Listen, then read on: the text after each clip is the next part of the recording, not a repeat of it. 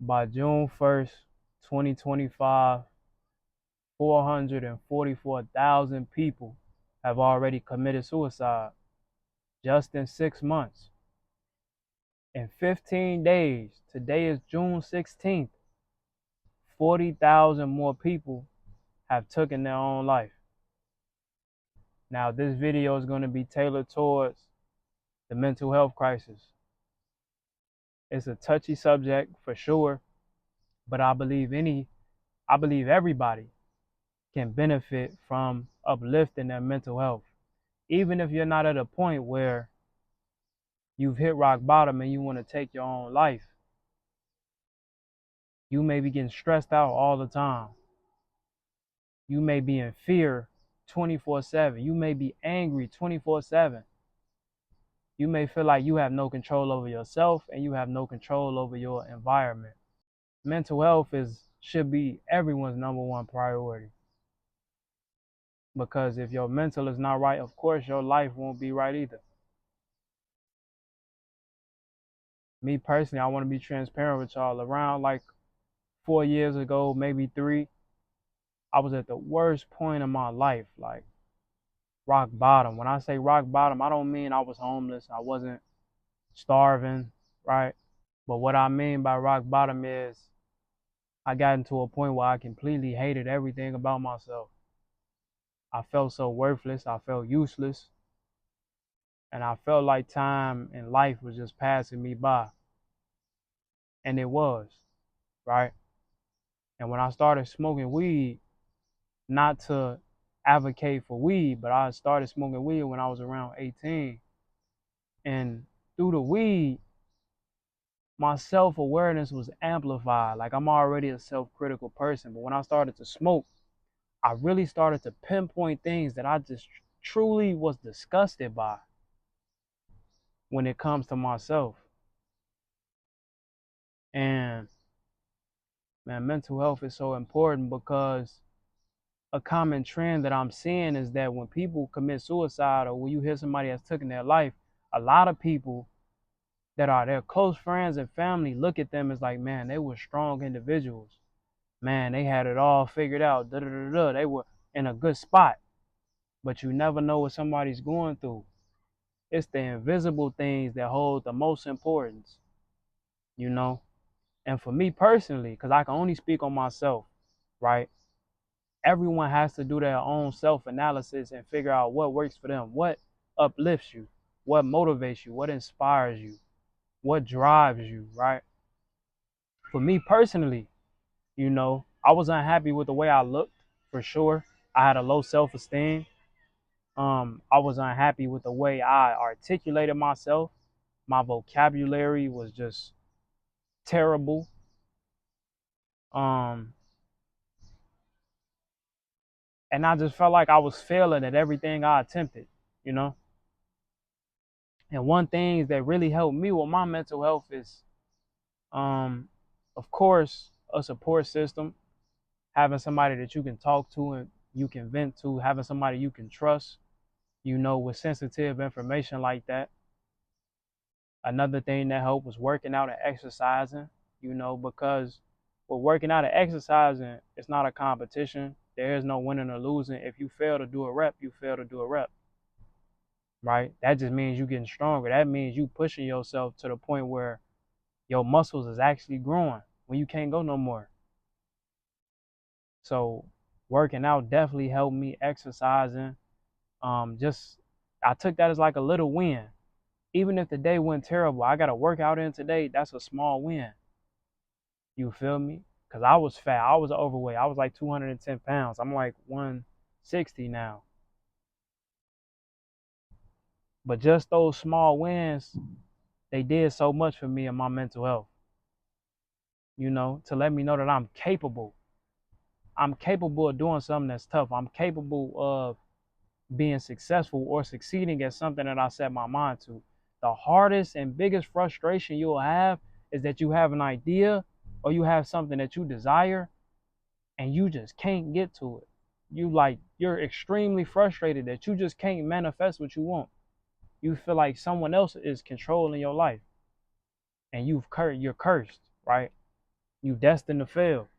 And another thing that helped was reading books, reading up on not necessarily self-improvement, but personal development, but reading up on the mind, right? We talking about mental health, and everything stems from the mind that we see. The mind is what perceives the things that we looking at. It's not that the eyes can see that this is a camera. My brain, the eyes send a signal to my brain, and my brain tells me that this is a camera, right? So it's always a mental thing. And I started studying the mind, and I started studying human behavior. And that opened my eyes to a lot of things that made me see where I was weak, where I was deficient in my knowledge of myself, right?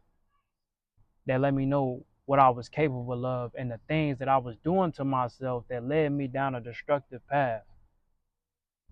If any of you love reading, I have some books to suggest that truly helped me. One book was Outwitting the Devil by Napoleon Hill. Great book. Another book was Psycho-Cybernetics by Dr. Maxwell Maltz. Another book, As a Man Thinketh by James Allen, one of my favorite books.